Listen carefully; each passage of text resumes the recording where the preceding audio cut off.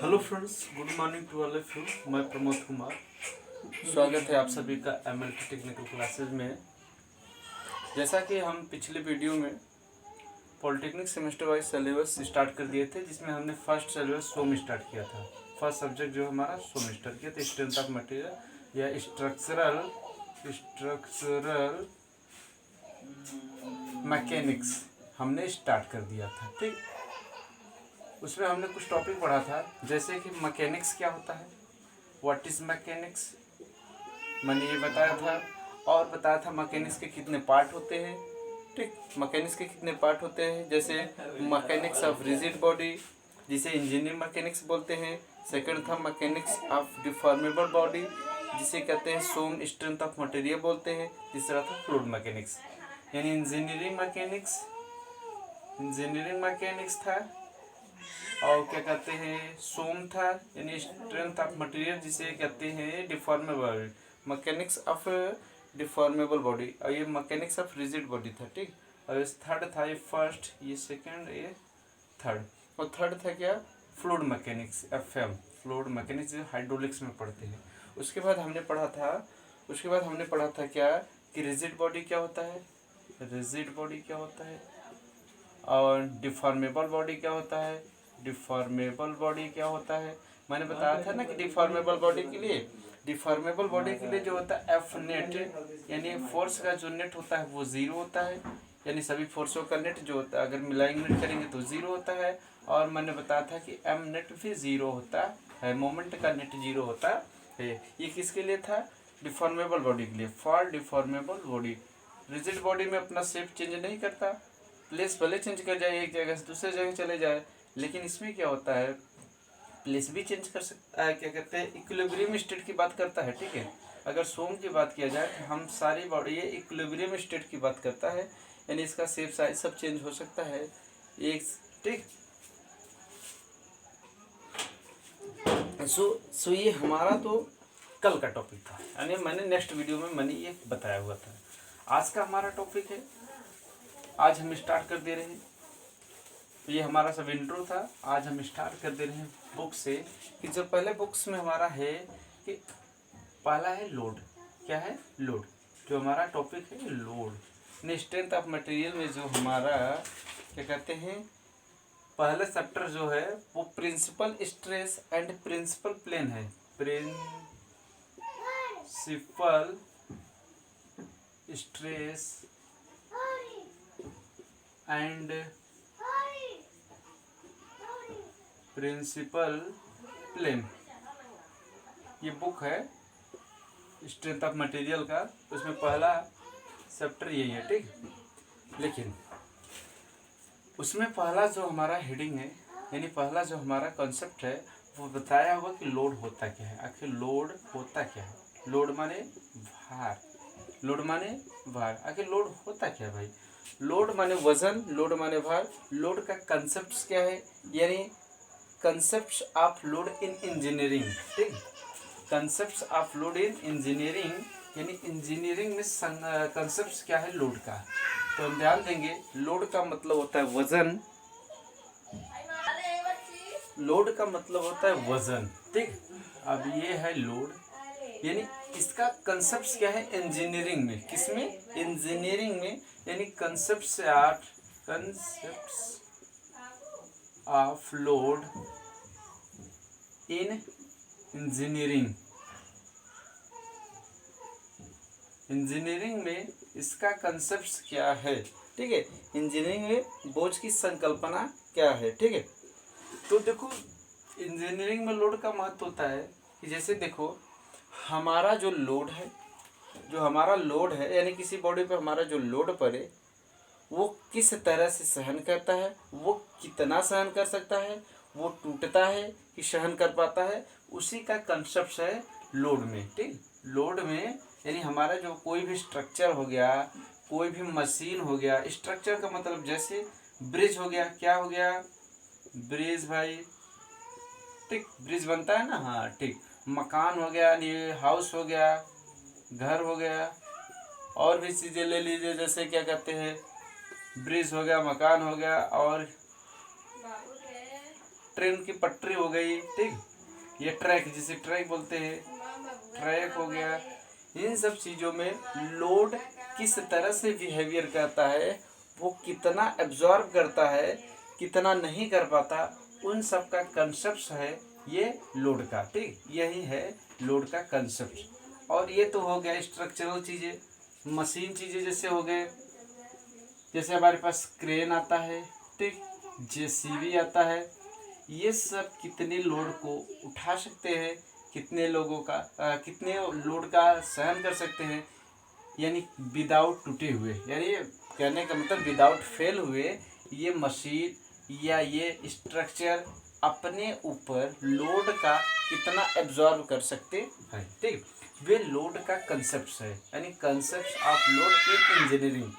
जैसा कोई ब्रिज हो गया उसमें, या कोई हाउस हो गया, या कोई ट्रैक हो गया, ये स्ट्रक्चर है, कोई भी स्ट्रक्चर हो गया उसमें, या कोई भी मशीन हो गया, कोई भी मशीन हो गया उसमें लोड का कितना एब्जॉर्बेशन है, कितना एब्जॉर्ब कर सकता है, कितना विदाउट फेल हुए, वो लोड का कंसेप्ट है। ये हो गया लोड का कंसेप्ट। नेक्स्ट है हमारा स्ट्रेंथ ऑफ मटेरियल, ठीक, वो जो हम बुक पढ़ते हैं उस पर एक इस हेडिंग है strength of material, strength, sorry एक मिनट, ठीक है। चीज़ें तो हम पता गया कि हमारा लोड किस तरह से लग रहा है, चीज़ें आती है कि अब मटेरियल का स्ट्रेंथ कैसा होना चाहिए, वही है स्ट्रेंथ ऑफ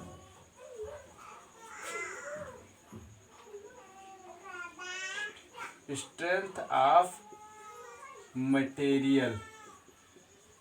यानी स्ट्रेंथ ऑफ मटेरियल का मतलब ये हुआ कि जो हम मटेरियल यूज़ करते हैं कोई मशीन बनाने में, कोई स्ट्रक्चर बनाने में, उसका स्ट्रेंथ कैसा होना चाहिए, कितना होना चाहिए कि वो विदाउट फेल हुए उस लोड को एब्जॉर्ब कर सके, ये स्ट्रेंथ ऑफ मटेरियल हो गया। तो हम लोड पढ़े कि लोड का कंसेप्ट होता है कि किसी भी बॉडी पर लोड कितना लगे, यानी वजन कितना हो, वो फेल ना हो, तो किस पे डिपेंड करता है, मटेरियल के स्ट्रेंथ पर, इस पे डिपेंड करता है वो मटेरियल के वो लोड विदाउट फेल हुए, वो क्या कहते हैं, वो मशीन जो है विदाउट फेल हुए एब्जॉर्ब कर ले लोड का, या वो स्ट्रक्चर विदाउट फेल हुए लोड का एब्जॉर्ब कर ले, तो किस पे निर्भर करता है, स्ट्रेंथ ऑफ मटेरियल पर, यानी मटेरियल की कितनी स्ट्रेंथ है, ठीक। नेक्स्ट अब आते हैं हम कि ये जो टाइप्स ऑफ लोड होते हैं किस तरह का लगते हैं, टाइप्स ऑफ लोड, कितने टाइप्स के लोड लगते हैं, ध्यान देना। जैसे कि लोड हो सकता है वो डेड लोड हो, डेड लोड, ये डेड लोड का मतलब क्या भैया, डेड लोड अगर हिंदी में से कहें अचल भार, अचल भार का मतलब ये भार चलता नहीं है, इसका ये मतलब हुआ कि एक स्थिर भार है, जैसे 5 kg का है तो 5 kg का ही रहेगा, 10 kg का है या 5 क्विंटल का है तो 5 क्विंटल का ही रहेगा। एक होता है चल भार, कौन सा भार, चल भार, जिसे लाइव लोड कहते हैं, LIVE, लाइव लोड। चल भार का मतलब होता है कि ये वेरिएबल होता है, ये बदलता रहता है, कभी 5 kg का होगा तो कभी 10 kg का होगा, कभी 50 kg का होगा तो कभी 5 टन का होगा, ये हो गया। थर्ड है, ध्यान देना, थर्ड है एक्सियल लोड, एक्सियल लोड।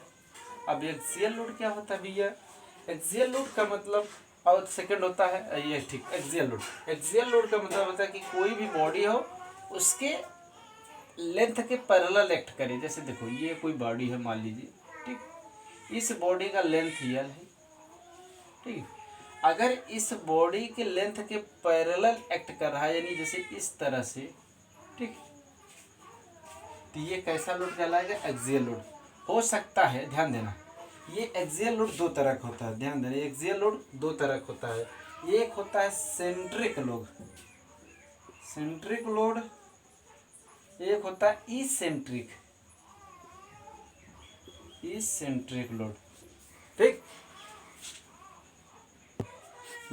एक होता है एक्सियल लोड दो तरह का होता है, एक होता है सेंट्रिक, एक होता है इसेंट्रिक। अगर मान लो ये हमारी बॉडी है, ठीक, अगर मान लिया जाए कि ये हमारी कोई बॉडी है, इस तरह की किसी भी तरह की बॉडी हो सकती है, ठीक, इस तरह की मान लो हमारी कौन सी बॉडी है, इसका लेंथ यल है, ठीक, यहाँ से यहाँ तक। अब होता क्या है कि अगर इसका सेंटर देखा जाए ये इस तरह से होता है, ठीक। अब करते क्या है इस पे लोड कार्य कर रहा है, एक्सियल लोड कार्य कर रहा है। एक्सियल लोड दो तरह का हो सकता है, सेंट्रिक और इसेंट्रिक, यानी यदि इसके लेंथ के पैरेलल लोड कार्य करे, वो किस नेचर का हो, या तो ये दोनों को, या तो दोनों ऐसे इस तरह से लग सकते हैं, ठीक, यानी दोनों कंप्रेसिव लग सकते हैं, दोनों आपस में दबा रहे हैं, या दोनों आपस में बाहर जा रहे हैं, यानी टेंसाइल नेचर का। ये तो कंप्रेसिव था ये वाला, ठीक, या दोनों हो सकता है टेंसाइल नेचर का हो, यानी दोनों बाहर की तरह जा रहे हैं। इस तरह से तनाव यानी पुलिंग हो रहा, तो वो क्या, ये देखो इस तरह से दबाव होता है, इसे कंप्रेसिव लोड कहते हैं। अगर इस तरह से घिसाव होता है यानी पुलिंग होता है, खिंचाव होता है, तो उसे कहते हैं टेंसाइल लोड, ठीक, टेंसाइल फोर्स, टेंसाइल लोड, ठीक। तो ये किसी भी नेचर का हो सकता है, टेंसाइल हो सकता है या कंप्रेसिव हो सकता है। एक्सियल लोड वो दो टाइप्स का होता है, इसेंट्रिक या सेंट्रिक। देखो सेंट्रिक का मतलब इसके जस्ट सेंटर से एक्ट करता हुआ जाए। अगर इसी सेंटर से एक्ट कर रहा है लोड, ध्यान देना, इस सेंटर से यदि लोड एक्ट कर रहा है, यानी सेंटर से ही लोड इधर की खिंचाव हो रहा है या कंप्रेसिव हो रहा है, ध्यान देना, अगर से ये लोड बॉडी है, अगर इसके सेंटर पर ही इस तरह से लग रहा है, या ये तो हो गया कंप्रेसिव, या ये टेंसाइल, सेंटर पर ही लग रहा है, तो उसे इसेंट्रिक लोड बोलते हैं। यदि उसके सेंटर से थोड़ा दूर ऊपर या नीचे, थोड़ा दूर मान लीजिए सेंटर है, ठीक है, इसके ऊपर यहाँ लग रहा है, ई दूरी पर, यहाँ से देखिए ई दूरी पर, या नीचे मान लीजिए तो यहाँ लग रहा है इस तरह से ऊपर, या इतना ई डिस्टेंस नीचे, सेंटर से डिस्टेंस नीचे, तो उसे कहते हैं इसेंट्रिक लोड, ठीक। और भी हो सकता है, और मैंने बताया कि इसका नेचर कंप्रेसिव हो सकता है, यानी कंप्रेसिव लोड, कंप्रेसिव लोड, ठीक, या टेंसाइल, कंप्रेसिव का मतलब दबाव और टेंसाइल का मतलब पुलिंग यानी खिंचाव, समझे। फिर देखो एक बार फिर देख लेते हैं एक एक करके, देखो ध्यान से एक बार फिर देखना, थोड़ा जल्दी मेरे रिवीजन के रूप में। मैंने अभी बताया कि लोड जो होते हैं, ठीक, लोड LOAD लोड, ठीक, लोड जो होते हैं हमारा टाइप्स ऑफ लोड हमारा जो होता है वो डेड लोड भी हो सकता है, ठीक। डेड लोड का मतलब होता है अचल भार, अचल का मतलब होता है स्थिर भार। इसका ये मतलब, जैसे ध्यान से देखना, कोई गाड़ी है, कोई क्रेन है, कोई गाड़ी है, या कोई मकान है, उसका स्वयं का भार होता है, वो डेड लोड होता है, क्योंकि वो कभी बदलता नहीं है, ठीक। लेकिन अगर किसी गाड़ी या बस है, ठीक है, यदि किसी बस में कोई आदमी बैठा है, ठीक है, तो आदमी का जो भार हो गया वो लाइव लोड हो जाएगा। कौन सा लोड? Live load. क्यों? क्योंकि लाइव लोड का मतलब होता है चल भार। इसका ये मतलब हुआ कि आदमी जो है उस बस में तो हमेशा बैठा नहीं रहेगा, कितनी दूर पर जाकर उतर जाएगा। या मान लीजिए एक बस में 50 लोग बैठे, एक बस में 60 लोग बैठे, हो सकता है उस बस में आगे चल के 30 ही लोग बचे, तो ये तो उतरता रहता है ना, ये निश्चित नहीं है। लाइव लोड में जो मैन है, या देखो ध्यान से देखो, किसी ब्रिज पर गाड़ियां जा रही है, तो जो गाड़ी ये सब लोड है, कौन सा लोड है? लाइव लोड है, क्योंकि ये चल रहा है। चलने का मतलब ये हुआ कि उस ब्रिज पर जो लोड है, वो बदल रहा है। कभी 10 गाड़ियाँ जा रही है, कभी 50 गाड़ियाँ जा रही है, तो कभी 1000 गाड़ियाँ जा रही है। तो डेड लोड का मतलब हुआ, ध्यान से देखना, डेड लोड का मतलब हुआ अचल भार। अचल भार का मतलब एक निश्चित भार। निश्चित भार का मतलब जो फिक्स हो। और ये लाइव लोड का मतलब होता है जो फिक्स न हो। फिक्स ना हो का मतलब, जैसे मान लीजिए किसी ब्रिज पर गाड़ियों का भार, कोई ब्रिज जा रहा है, वो ब्रिज तो फिक्स है, लेकिन ब्रिज के ऊपर जो गाड़ियाँ जा रही है वो फिक्स नहीं है। 10 भी गाड़ियाँ जा सकती है, उसका लोड लग सकता है, 50 गाड़ियाँ जा सकती है, ठीक है। या किसी गाड़ी में या ट्रक में, ट्रेन में जो भी आदमी बैठे हो या जो भी माल लदा हुआ है उसका वाला, क्योंकि माल निकलता रहता है, ठीक है, वो लोडिंग होता रहता है, फिर अनलोडिंग होता रहता है, यानी माल भरा जाता है फिर माल निकाला जाता है, तो उसका लोड जो है भार बदलता रहता है। और हो गया हमारा एक्सियल लोड। एक्सियल लोड हमने बताया कि जो उसके लेंथ के पैरेलल एक्ट करे, लेंथ के पैरेलल या लेंथ के पैरेलल में हो सकता है कि वो सेंटर से ही एक्ट करे तो उसे सेंट्रिक लोड कहते हैं, या सेंटर से कुछ दूर हट कर करे तो उसे इसेंट्रिक लोड कहते हैं, ठीक। टेंसाइल लोड, टेंसाइल लोड का मतलब होता है कि किसी बॉडी में जो खिंचाव लोड लगता है, जो खींचता है, उसे टेंसाइल लोड कहते हैं। यदि उस बॉडी में जो दबाव लोड लगता है उसे कंप्रेसिव लोड कहते हैं। नेक्स्ट है, ठीक, नेक्स्ट है, ठीक, ध्यान देगा। नेक्स्ट हमारा क्या है, टाइप्स ऑफ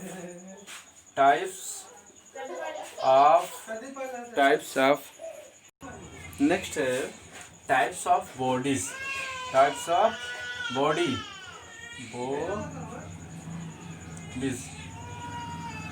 ध्यान देना, टाइप्स ऑफ बॉडीज यानी बॉडीज क्या होता है, अर्थात जो हमारे स्ट्रक्चर में कोई बॉडी यूज होता है, यानी कोई भी बॉडी यूज होता है वो किस नेचर का होना चाहिए। नेचर का मतलब ये होता है कि वो कैसी होना चाहिए, यानी कोई मशीन में या कोई स्ट्रक्चर में जो हमारा बॉडी यूज हो रहा है वो बॉडी कैसा होना चाहिए। तो बॉडी की जो ये क्या कहते हैं, बॉडी जो होता है इस तरह का होना चाहिए कि हमारा बॉडी हो सकता है एकदम सॉलिड हो, ठीक, हो सकता है हमारा बॉडी क्या है, सॉलिड हो सकता है थोड़ा नर्म टाइप का हो सकता है आधा सॉलिड आधा नर्म हो, यानी हाफ सॉलिड हाफ नर्म हो। तो इस तरह से जो होता है ये बॉडी के टाइप्स होते हैं। इस टाइप्स में एक आता है इलास्टिक बॉडी। कैसा होता है भाई, elastic body, elastic body. Elastic body क्या होता है, सेकंड होता है plastic body, elastic body, second plastic body, and third आता है कैसा भाई, थर्ड आता है रिजिड बॉडी, रिजिड बॉडी। देखो ये फ्लेक्सिबल हो सकते हैं, ठीक। इलास्टिक प्लास्टिक का मतलब होता है फ्लेक्सिबल, फ्लेक्सिबल माने लचीला, फ्लेक्सिबल, ये फ्लेक्सिबल बॉडी है। कैसा बॉडी, फ्लेक्सिबल, फ्लेक्सिबल लचीला, लचीला माने जो थोड़ा दबता हो, जो थोड़ा तनता हो, ठीक। यानी इलास्टिक और प्लास्टिक ये फ्लेक्सिबल है, और एक रिजिड, रिजिड का मतलब होता है दृढ़ बॉडी, ये लचीला ये दृढ़, इसे लचीला हिंदी में बोलते हैं, इसे दृढ़ बोलते हैं, दृढ़ यानी एकदम कठोर, ऐसे लचीला, लचीला का मतलब कठोर नहीं होता, ठीक, रिजिड का मतलब कठोर होता है, ठीक है, दृढ़। तो बॉडी हमारा इलास्टिक है, बॉडी हमारा प्लास्टिक है, बॉडी हमारा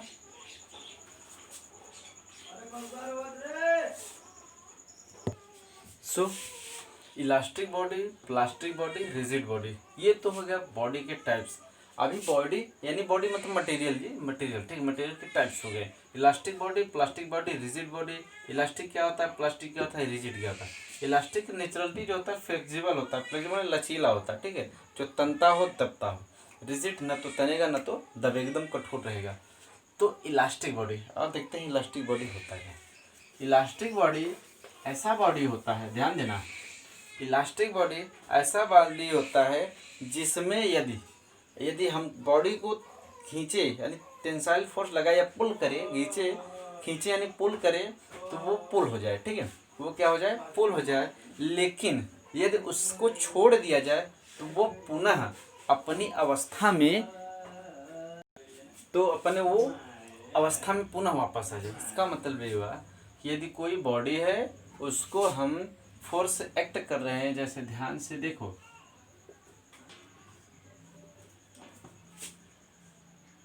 सॉरी यार एक मिनट, जैसे कोई मान लीजिए बॉडी है, जैसे मान लीजिए कोई बॉडी है, ठीक, और इस पे हम फोर्स इस तरह से एक्ट कर रहे हैं, ठीक।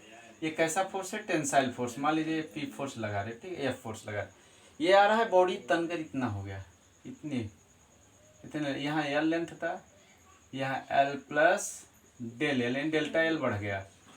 अब बताओ यदि हम फोर्स को छोड़ देते हैं, क्या कर देते हैं, फोर्स को हम छोड़ देते हैं यानी फोर्स हटा लेते हैं, तो बॉडी पुनः अपने शेप में, इसी शेप में आ जाती है जिस लेंथ की थी, इसी लेंथ में आ जाती है। वो कैसा बॉडी होता है, इलास्टिक बॉडी होता है। ठीक है, यदि कोई बॉडी है एल लेंथ का है, इस पर फोर्स लगाया गया, ठीक, और उसको फिर फोर्स लगाने के बाद उसकी लेंथ बढ़ जाती है, बढ़ने के बाद फिर फोर्स को छोड़ दिया जाता है, तो पुनः अपने अवस्था में आ जा सकता है। एक कंप्रेसिव नेचर का हो सकता है, टेंसाइल नेचर का भी हो सकता है फोर्सेस। ठीक है, अगर कंप्रेसिव लगाओगे तो बॉडी दब जाएगी, लेंथ कम हो जाएगा, फिर छोड़ दोगे तो फिर पुनः आ जाएगा। ठीक है, दूसरा है प्लास्टिक बॉडी। इसका जस्ट अपोजिट, बॉडी लगाओगे, फोर्स तो लगाओगे, बॉडी में फोर्स तो लगेगा, बट ये तन जाएगा। क्या होगा, कहने का मतलब अगर कम टेंसाइल फोर्स लगा रहे तो बॉडी लेंथ की लंबाई बढ़ जाएगा, यानी लेंथ जैसे इस तरह से इतना बड़ी है, अगर हम मान लीजिए टेंसाइल फोर्स लगा दिए या फिर न्यूटन या किलो न्यूटन का, इतनी बड़ी हो गई, लेकिन यानी एल यहाँ लेंथ है, तो यहाँ del L plus del L है, लेकिन अगर हम फोर्स को छोड़ देते हैं, यानी फोर्स को हटा लेते हैं, फोर्स को मैंने हटा लिया, तो बॉडी वहीं अपने ही स्थान पे रहेगी, पुनः अपने पुरानी अवस्था में नहीं जाएगी। समझे, यानी कहने का मतलब, सॉरी लाइट प्रॉब्लम हो गई थी।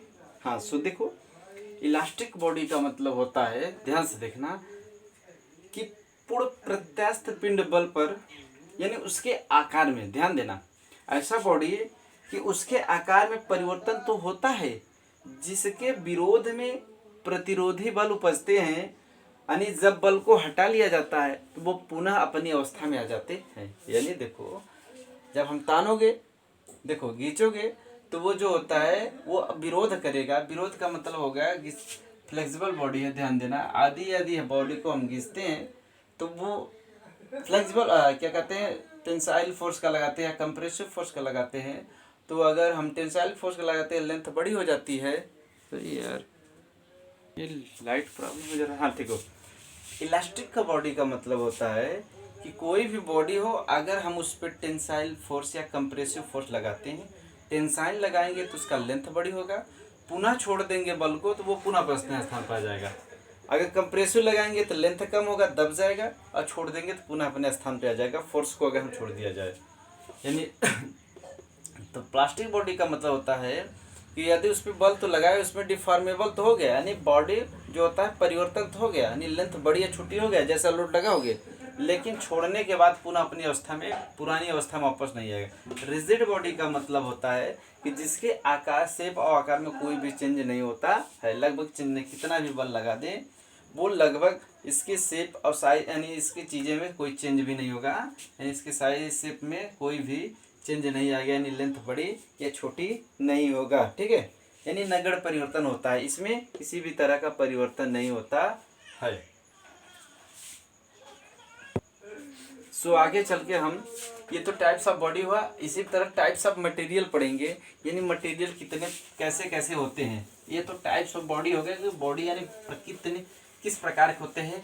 प्लास्टिक हो सकता है, इलास्टिक हो सकता है, रिजिड हो सकता है। प्लास्टिक इलास्टिक का मतलब फ्लेक्सिबल और रिजिड का मतलब कठोर, रिजिड होता है। ठीक, और जैसे हम पढ़ेंगे मटेरियल में, मटेरियल होता है यानी जो प्लास्टिक इलास्टिक पढ़ा है, इसी का बिहेवियर क्या है, क्या कहते हैं, इसी मटेरियल जो होता है इसका गुण क्या है, बिहेवियर क्या है। जैसे इसमें आएगा क्या कहते हैं, बॉडी किस तरह का, ब्रिटलनेस तो नहीं है, बॉडी जैसा है, ब्रिटलनेस बॉडी तो नहीं हो सकता है, सॉरी यार। हाँ, इसी का प्रॉपर्टीज है, लाइट प्रॉब्लम हो रहा है, इसी का प्रॉपर्टीज है मटेरियल का कि बॉडी जो है इलास्टिसिटी कितना है, प्लास्टिसिटी कितना है, यार हाँ, इसकी इलास्टिसिटी कितना है, इसकी प्लास्टिसिटी कितना है, इसकी स्ट्रेंथ कितना है, किसकी बॉडी के, यानी इसकी प्रॉपर्टीज पढ़ेंगे। और पढ़ेंगे जो एग्जाम में आता है, जैसे एग्जाम में क्वेश्चन पूछा जाता है, ब्रिटलनेस है या मलेबिलिटी है या क्रिप है या टेंसिलिस, फ्लेक्सिबिलिटी है, डक्टिलिटी है, सभी चीज़ें आगे चलकर हम पढ़ेंगे। So thank you for watching. यदि हमारी वीडियो आपको अच्छा लगा तो आप मेरे वीडियो को लाइक, सब्सक्राइब और शेयर जरूर करें। और अभी अपने हम लोग ये हमारा सेशन सेकंड है, ठीक। सॉरी, ये मेरा एपिसोड जो है सेकंड है, यानी सेकंड क्लास है। और हमने स्टार्ट कर दिया है, इंट्रोडक्शन से स्टार्ट किया है क्या कहते हैं स्ट्रेंथ ऑफ मटेरियल को।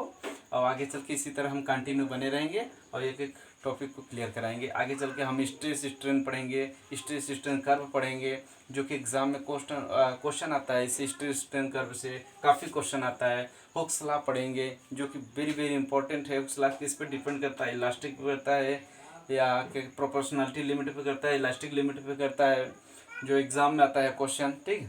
तो thank you for watching my video.